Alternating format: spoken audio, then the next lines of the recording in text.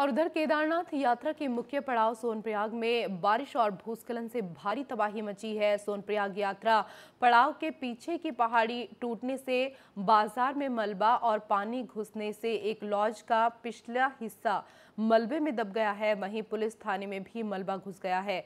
सोनप्रयाग यात्रा पड़ाव में मलबा और पानी घुसने से केदारनाथ यात्रा को रोकना पड़ा है। स्थानीय लोगों को सुरक्षित स्थानों पर ठहराया गया है। वहीं ऊखीमठ पाली मंसूरा मोटर मार्ग के बीच कई जगह पर मलबा आया है। धनोला पुल के पास भारी मात्रा में मलबा आया है। आपको बता दें कि जिसे साफ करना विभाग के लिए मुसीबत बना हुआ है। सोनप्रयाग में बारिश और भूस्खलन से तबाही मची हुई है। थाने में भी मलबा घुस चुका है।